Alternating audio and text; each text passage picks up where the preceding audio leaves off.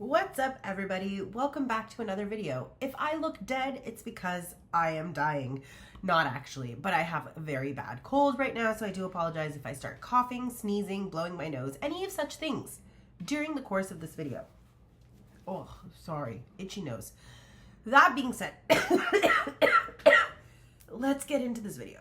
It's reading time here at J-Bay's Corner. For those of you that are new here, my name is Jaya. I put out videos every Wednesday and Sunday on bookish related content.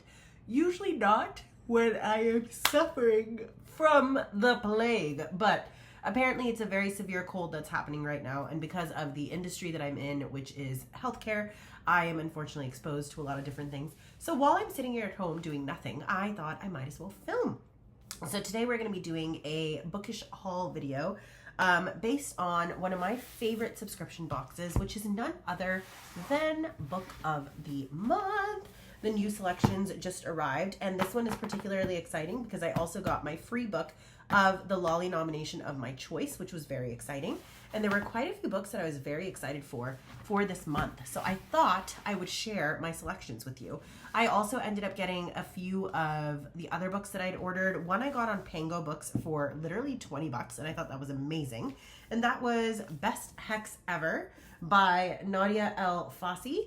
This was actually released through Illumicrate, and they actually just did her second book in this format as well. And it's kind of, it sounds like romance, but in the world of like a holiday that's gone wrong, if you will. I am kind of sort of going into this book blind, but I was absolutely obsessed with the beautiful cover as well as the vibes of the story. And when I saw the second book, I had to get it. I also love the fact that this one has a black cat on it, which just made me extra happy. And then we have the beautiful painted edges, which has the lovely vegetation and what looks like potentially pumpkins to me, but I'm not 100% sure. So let's read what it's about together. When it comes to love, sometimes the recipe needs a little magic. Dina is a skilled kitchen witch and cafe owner, serving magic-infused pastries to her loyal customers, but it's hard not to feel something is missing when you're cursed to hurt anyone who falls for you. Scott is a museum curator, recently back in London after a brutal breakup 2 years ago, and is looking to make up for the time he missed. He's determined to be the perfect best man at his best friend's upcoming wedding, but his plans take an unexpected turn when he meets the bewitching maid of honor. After a weekend in the countryside full of peculiar hedge mazes, palm readings by candlelight, and a midnight Halloween ritual, there's no denying the chemistry between them. But there's just one problem. The hex still holds, and Dina knows that Scott is in danger. Can Dina break the spell before it breaks both their hearts? So it seems very cute. This is also the interior cover. I'm absolutely obsessed with this interior page. I just think it's so cute. I love the fact that it has little pieces from the book in the cover. And then on the back we have more, but with Scott as our primary focus in the back, which I just think is so sweet. And then I believe this is also signed by the author. No, this copy is signed. It is signed by the author, which is so special as well. So just very excited to have this beautiful copy of this book, and I'm also excited to get the second one, which sounds just as cute as this one. It should be arriving in the mail soon, along with a few other Illumicrate selections, and of course the recent purchases I made on Facebook. Those are taking forever to come in though, as is very common with that particular website. The next book that I ended up getting was the second book in the the second book in the series by Lucy Score, which started with Story of My Life. This is the second book in that, and this one says, he's looking for the perfect wife. She's looking for the perfect one-night stand. Literary agent Zoe Moody doesn't like small-town life, but here she is, exiled from Manhattan's publishing scene and trapped in a tiny Pennsylvania town with her BFF and only remaining client, Hazel. The problem? She's totally broke. All she needs is for Hazel's next romance novel to become a gigantic hit, and Zoe will be back in New York. Nothing will stand in her way. Nothing except her 6'2" landlord, Gage Bishop. He's smart, serious, and sexy. Worst of all, he's ready to settle down. Zoe might be the most beautiful woman Gage has ever met, but it's clear they're all wrong for each other. She's allergic to commitment and can't work a calendar app. He's looking for a wife and has the next 5 years all planned out. She's afraid of animals. He lives in a literal barn. But when Gage's world is rocked by a devastating family secret, he turns to Zoe for one night to forget everything. That one night just may change everything or ruin it. The first book in the series was really cute. It was like Grumpy Sunshine vibes. I think this one will also be fun considering it's kind of like an accidental trope. But I do think it should be a cute, funsy read. And I just think Lucy Score in general is a fun, like, author to read. I also love the painted edges of this book, and I just think it looks so cute next to Story of My Life, which was the one that came out a year ago in this series. So very, very excited to have both of these books now in my collection. So now that those are out of the way, and we do know that the other books are coming in the future, let's get into my favorite subscription box, which is none other than Book of the Month. Book of the Month is absolutely wonderful for anyone who is interested. Basically, it's a website that curates new books by authors that are just releasing or debut author releases of that month, and then you have a selection of 6 different books on the main page. It usually is different genres as well. So if you're looking for horror, there's something for you. If you're looking for memoirs, there's something for you. If you're looking for sci-fi, there's something for you. If you're looking for thriller, romance, whatever it may be, they have the different genres available.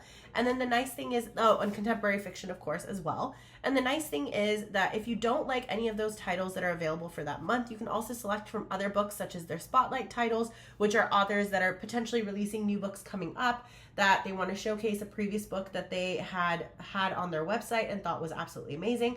Or they might have new release titles that are also exciting, but not quite making it into that selection of 6 books. They also have the option to select books from the past months and the past years. They have options to divide books into genres to look through books that way. And you're basically paying about $10.99 per month for this credit to continuously cycle. I think now they've upped it to $15.99 actually. But there are deals out there where you can get your first book for $5.99. So I would definitely keep your eye out for that. You also get perks depending on your membership level. So the more books you purchase from them, the longer you've been with them, you get added bonuses. So for example, now that I am a higher level member with Book of the Month, I do actually receive 1 free book on my birthday. I also tend to get I always get 1 free book per year from the Lolly nominations, which is their way of basically voting on the best book of the year. And on top of that, you also, of course, get to vote on things, and you get cutesy little gifts like tote bags and little pins and stickers and things like that as well. It's honestly a great way to support new authors as well as authors that you may love, and you're getting brand new releases at such a discounted price of $15.99 compared to the $25 to $30 that you're paying for a hardback in store. The other thing that's really nice about Book of the Month is that all the books remain consistent in their binding and their print. So all the books actually look really lovely on a shelf or something like that if you're someone who cares about the aesthetic appeal of the book. But I personally absolutely love Book of the Month, and I cannot wait to talk more about the books that I ordered for this month. I did also want to say that I don't have any relationship with them currently. I'm not getting promotions or any kind of benefits by talking about them. I just truly, genuinely love their service and the books that they offer. So let's tear into this puppy, shall we? Oh,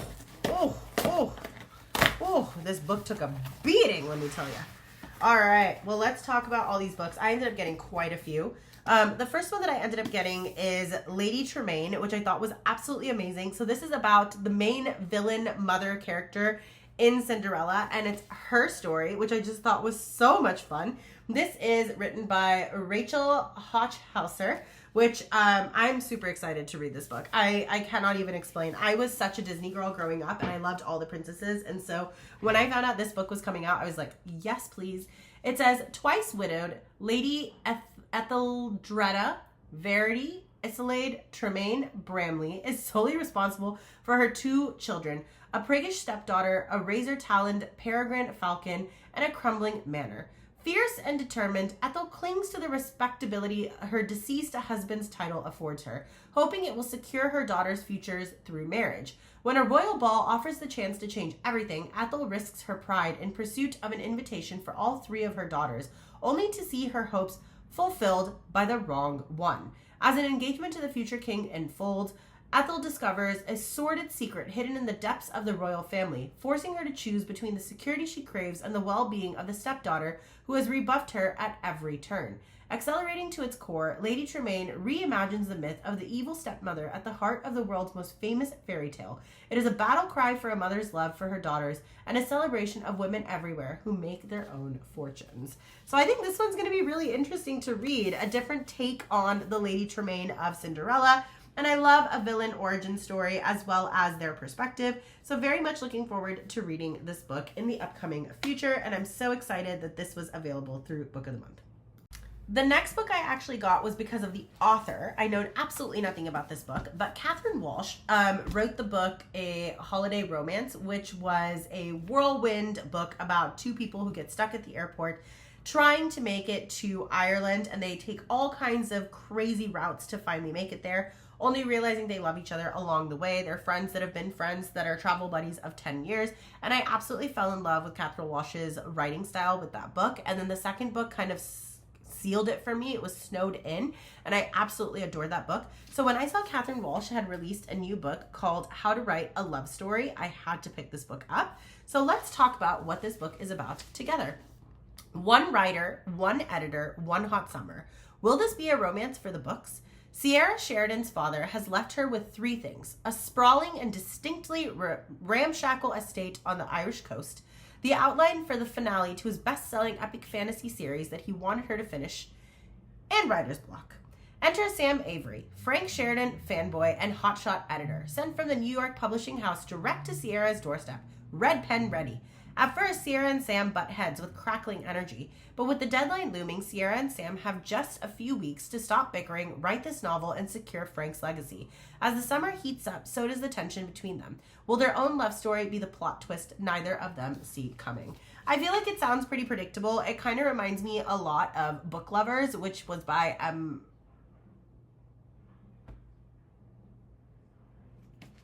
I forgot her name. I feel so bad right now. She's one of my favorite authors. Henry. Oh my God. Emily Henry. Jesus Christ. Please, I sincerely ask your forgiveness. I love Emily Henry. It reminds me a lot of Book Lovers by Emily Henry. So I do feel like the book is going to be very predictable, but I absolutely love the idea of reading this book. It also reminds me of Catherine Stranger's book,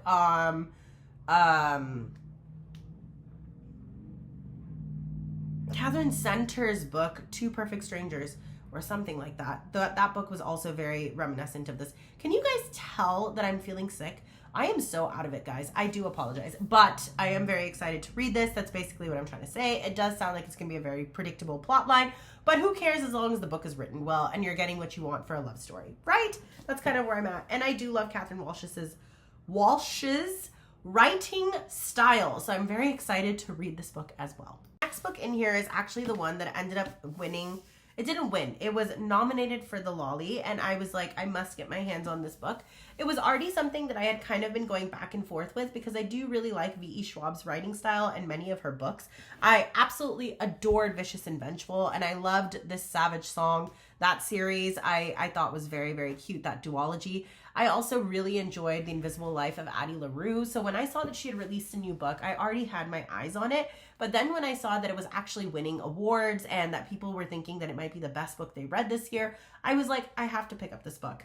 And this one is interesting in its premises. So let me read the inside of the cover for you. This is a story about hunger. 1532, Santo Domingo de la Calzada. A young girl grows up wild and wily, her beauties only outmatched by her dreams of escape. But Maria knows she can only ever be a prize or a pawn in the games played by men. When an alluring stranger offers an alternate path, Maria makes a desperate choice. She vows to have no regrets. This is a story about love. 1827, London. A young woman lives an idyllic but cloistered life on her family's estate, until a moment of forbidden intimacy sees her shipped off to London. Charlotte's tender heart and seemingly impossible wishes are swept away by the invitation from a beautiful widow, but the price of freedom is higher than she could have imagined. This is a story about rage. 2019, Boston. College was supposed to be her chance to be someone new. That's why Alice moved halfway across the world, leaving her old life behind. But after an out-of-character one-night stand leaves her questioning her past, her present, and her future, Alice throws herself into the hunt for answers and revenge. This is a story about life, how it ends, and how it starts. So basically, we're following the story of these 3 women. I'm a little unclear as to whether all their stories end up overlapping or not, but it does sound like it's going to be a very interesting and powerful novel in terms of the world that women live in and the difficulties that is afforded to them because of the choices that they make in life. So I'm very curious to see where this book will take me. And I definitely do see myself enjoying this one quite a bit as well. Now, normally I typically only get 3 books from Book of the Month if I do get books for the month, but this month I ended up getting quite a few more. So let's keep it going. The next one that I got is a thriller, and this one just sounds so much fun, and I might actually try to get through it this March as well. It's called The Secret Lives of Murderers' Wives, and I just thought that sounded so fascinating. Let's read the inside. Who better to catch a killer than those who have shared their lives with one? Beverly, Elise, and Margot are not your average housewives. They are all wives of convicted killers. During the sun-drenched summer of 1966, the 3 women form an unlikely friendship after the discoveries of their husbands' brutal crimes. With their exes, some of California's most infamous murderers, dead or behind bars, they are attempting to forge a new future for themselves. Headstrong Beverly tries compulsively to maintain control of everything around her, all while raising 2 children. Bookish Elise fights to make a name for herself in the newsroom, working among men who sneer at her career goals. Glamorous Margot prefers partying to homemaking and devotes all her energy to upholding the appearance that everything is fine, anything to quell the shame from her husband's deceit. They know people look at them and think only one thing. How could they not have known what their husbands were doing? How much are they to blame? And yet, when a string of local killings hits the news, the 3 women, underestimated, overlooked, shrewd, decide to get to work. A riveting portrayal of shattered trust and gripping suspense, The Secret Lives of Murderers' Wives is a testament to the intricacies of women's lives and how the deep bonds of female friendship can empower, uplift, and lead us to endure. So I really like the idea of this one. I don't know if it's going to be more serious or more satirical. It does sound like it's going to be more serious based on the inner cover, but I'm hoping it has some satirical qualities as well. And I feel like I'm hoping that it's going to be tangential to Killers of a Certain Age, which was an absolutely brilliant book about women CIA agents who end up getting retired and then marked for elimination. And they basically have to survive the people who are targeting them with the skill sets that they have from their years and years and years of work and camaraderie. And I'm kind of hoping this is kind of what happens with this too. I feel like it might be a mix of, Killers of a Certain Age and Valley of the Dolls kind of tied into one. But this is just my imagination speaking to me. I don't know where the book is actually going to take me, but I love the idea and the concept of seeing these women come together to solve this murder and basically support one another through this revelation that their husbands are complete liars and not at all what they thought they were going to be. So I do think this is going to be a very interesting read, and I'm very excited to read this one as well. The next book I have here is And Now Back to You by B.K. Borison. This book is one that I've been waiting for. The first book in this series was released a few years ago, and I absolutely loved that one. That one was called First Time Caller, and it was very reminiscent of Sleepless in Seattle. This book is basically following one of the other male characters, the best friend from the first book, and his love interest, and it's an enemies to lovers concept. And I do think this is going to be super cute and super fun. 2 competing meteorologists are forced to find common ground in this opposites attract when Harry met Sally inspired romance. So again, another movie connection. Jackson Clark and Delilah Stewart have had their fair share of run-ins over the years, often ending in disaster. While Jackson thrives on routine and organization from the comfort of his radio booth, Delilah loves the spontaneity and adventure out in the field. When they're partnered against their will to cover a historic snowstorm, they find themselves scrambling to figure out how to work together. Eager to be taken seriously as a journalist, Delilah offers Jackson a deal. If he can help her ace this assignment, she'll help him rediscover his long-lost fun side. With an unexplorable chemistry burning beneath their clothes, unexplored chemistry burning beneath their clashes, there we go. The unlikely partnership quickly tumbles into an easy and surprising friendship. But when other feelings start to enter the equation, can Jackson and Delilah withstand the storm, or does what happens in the mountain stay in the mountains?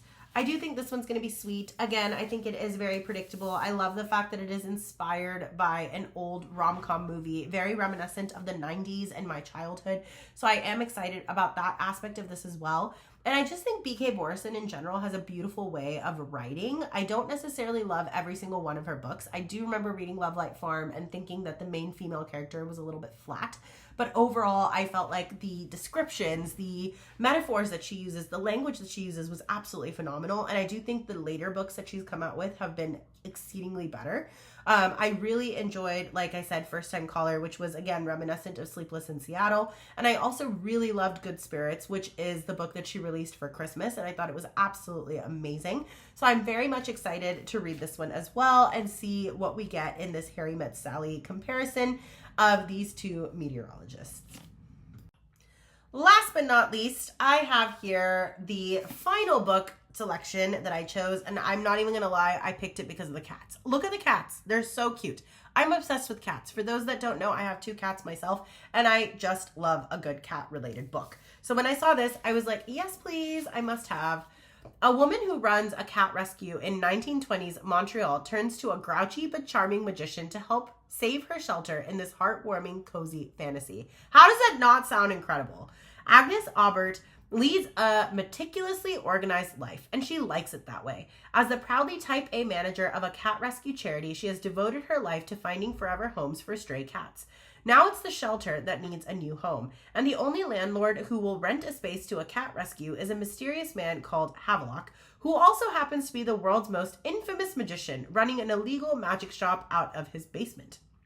Havelock is a cantankerous and eccentric, but not handsome, and no, Agnes absolutely does not feel anything but disdain for him. After all, rumors swirl about his shadowy past, including whispers about his dark magic once almost brought about the apocalypse. Then one day, a glamorous magician comes looking for Havelock, putting the magic shop and the cat shelter in jeopardy. To save the shelter, Agnes will have to team up with the magician who nearly ended the world and may now be trying to steal her heart. Havelock is everything Agnes thinks she doesn't need in her life: chaos, mischief, and a little too much adventure. But as she gets to know him, she discovers that he's more than the dark magician of legend, and that she may be ready for a little intrigue and romance in her life. After all, second chances aren't just for rescue cats. I think this one just sounds so cute, and I'm very curious to see the fantasy world that's built around this with the magician and his apocalyptic vibes. I feel like it's going to be so cute. And I'm kind of hoping that maybe it has a little bit of Good Omens kind of satire in it, and satire in it. But I am very excited to pick up this book and just enter into this cozy magical world as they're trying to salvage this magic shop and all of these cats without ending the world. So there you have it. Those are all the books that I ended up picking from Book of the Month this month of March. If you guys made it this far, I just wanted to say thank you for watching. Thank you for being here. Next week's video is actually going to be a proper reading vlog video. I will be, not necessarily a vlog, but a reading video. I will be talking about the books that I've completed so far. I feel like with it being a thriller month, there should be a little bit more focus on the books individually as well, just to talk about them, especially ones that are series potentially. But that being said, neither here nor there. I do absolutely love reading. And I think if you're looking for a community that's very forgiving, kind, loving, and just absolutely supports this obsession and addiction to fiction that I have, then you found the right place. If you're new, we would love to have you back. If you want to consider hitting that subscribe button and that notification bell. I put out videos every Wednesday and Sunday on primarily bookish related content. For those of you that are returning, once again, I cannot thank this community enough for all the love, the support, the kindness you guys have shown me, for taking the time to view these long videos every single week, twice a week, and leaving those beautiful comments for me to read and comment on. I really love the fact that we're creating a community here, and that means the absolute world to me. And I sincerely, sincerely thank every single one of you for taking the time. I just wanted to say, wherever you are in the world, I hope you are having a wonderful and blessed day. I hope you're getting plenty of rest, relaxation, and time to read, and that you feel safe and secure with all of your loved ones. And I am so very much looking forward to seeing you again in the next video. Thank you for being here. I'll catch you on the flip side. Bye, guys.